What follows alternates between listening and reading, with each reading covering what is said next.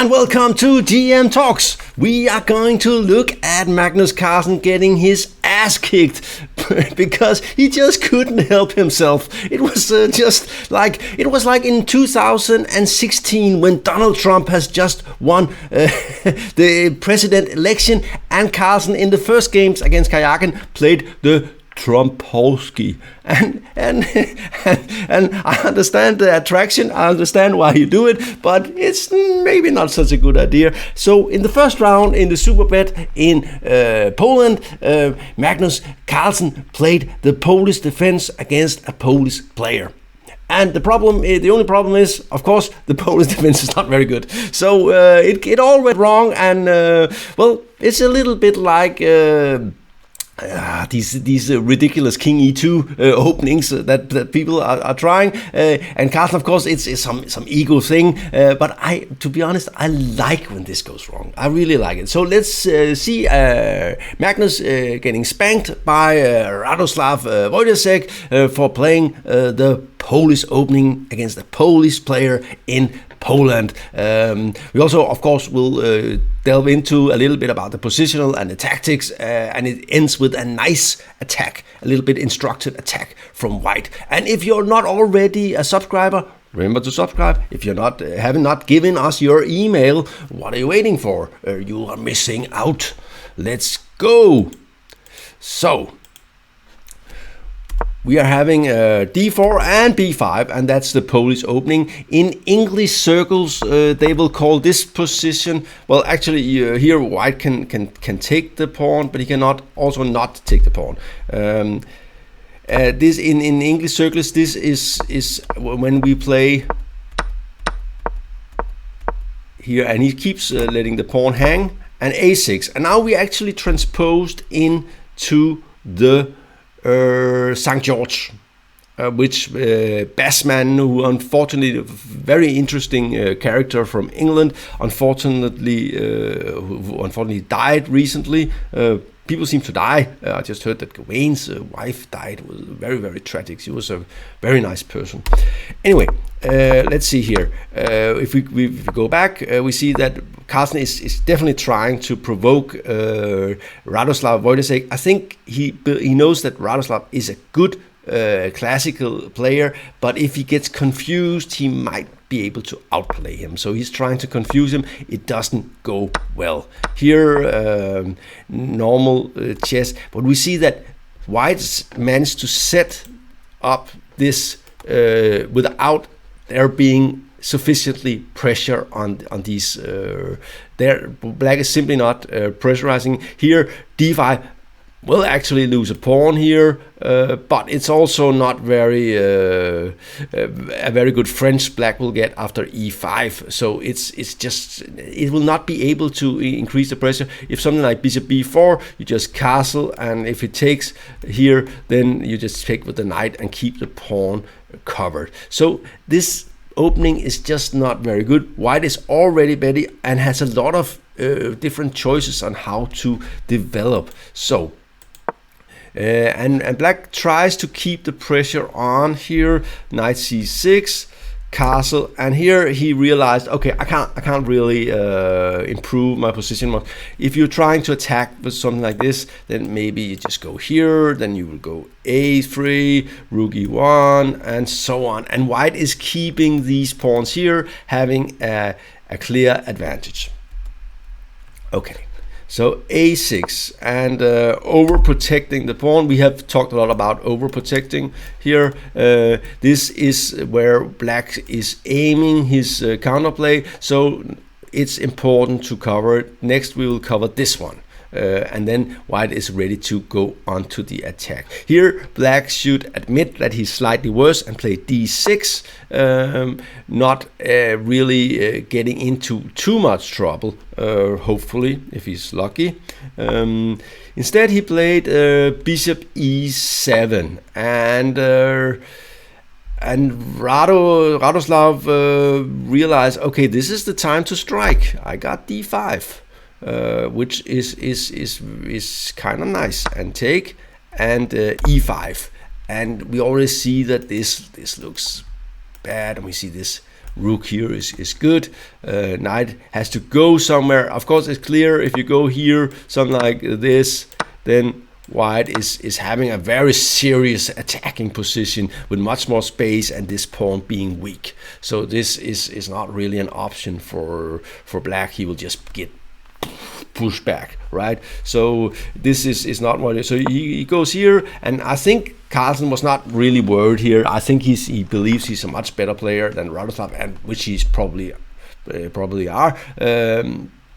He is, but it is provocative. So now the knight is loose here, and basically you're threatening something with knight here maybe. So g6, which weakens the squares. Oops, incoming here, preventing the king from castling. It would like to castle, but the bishop is preventing that. Rook g8, so black gives up castling. So already now black's position is basically strategically hopeless. That's a bit, maybe that's a hard statement against the best player in the world to say that you're actually totally lost positionally after 14 moves. The problem is that you have now a permanent bad king. This king will be bad like forever. So this is something you should avoid. Notice, avoid a permanently bad king. It is not advisable. It's like playing chess without a helmet. Bishop goes back. That's not really necessary. Queen d2 was possible. Black really don't want to win the exchange, and his black squares will be like the worst ever. But rook c1 was. I would have played rook c1. I think. Knight is coming back. He's trying to put it here and get a slightly better king. Knight c5 coming in. You don't want to take with the bishop because then your king gets much worse on the dark squares. The white queen here is gonna land somewhere, maybe there, and you're gonna lose something. You're gonna get no counterplay at all. Of course, when black played something like rook g8, he was hoping one day to do something like this, but it's not going to happen.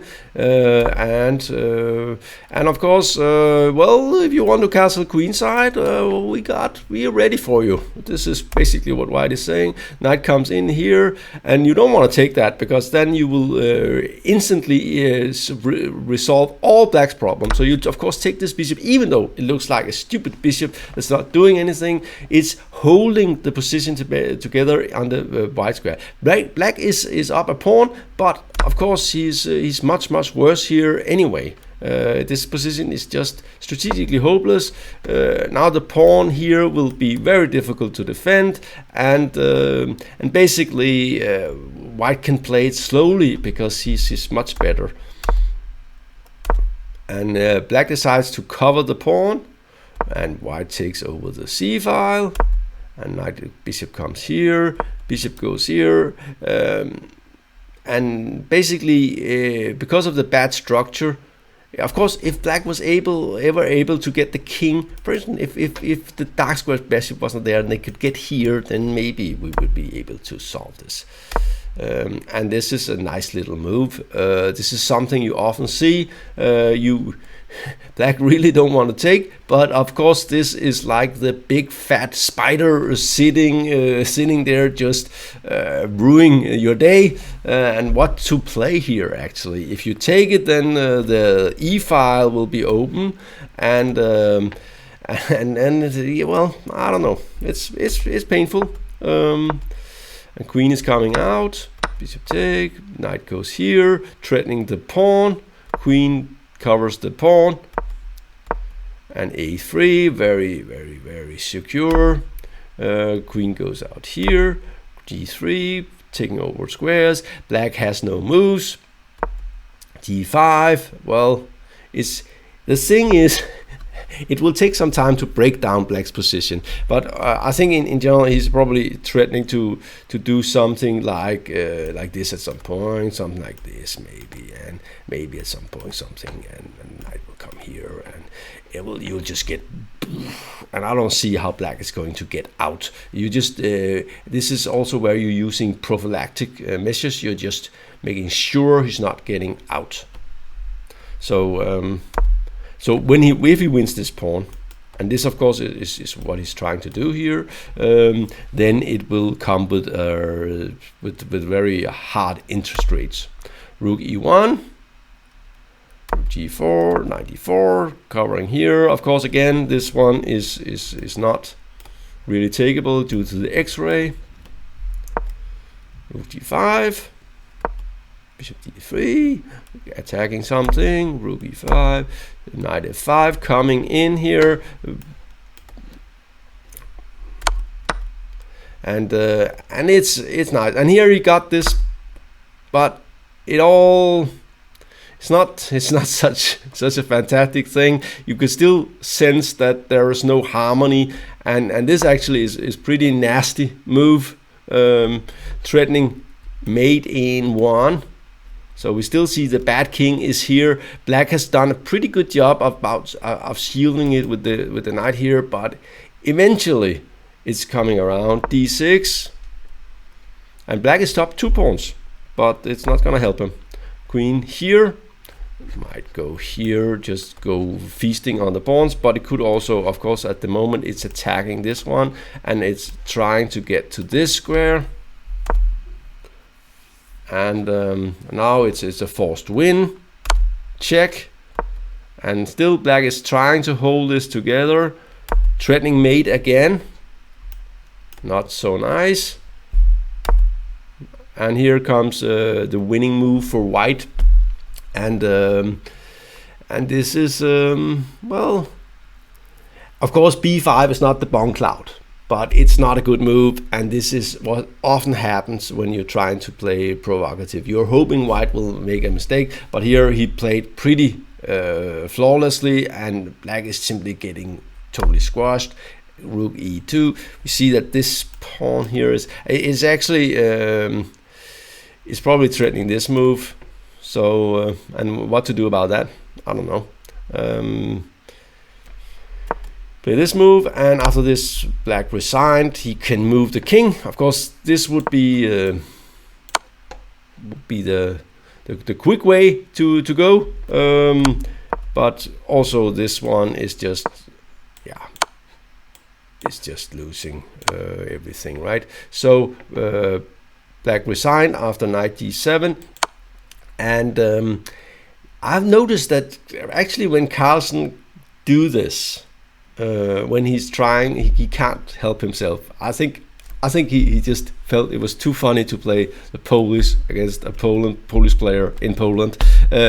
But when he does that, he usually does very badly. I remember he also played, we can see that, we'll just take it back. He played like this against Michael Adams and lost. And even though he was actually fine, and it's not like these openings don't have merits, like they're ridiculous, but it's just like, I think mentally it's also Carlsen is at the wrong place when he's playing like this. His ego is too much into the game, so he's also playing worse. So he might play provocative openings, but he's more or less, I think he's provoking himself somehow. Anyway, this was GM Talks. I hope you enjoyed this video, and remember to subscribe, like, share, whatever, and have a nice day. Thank you for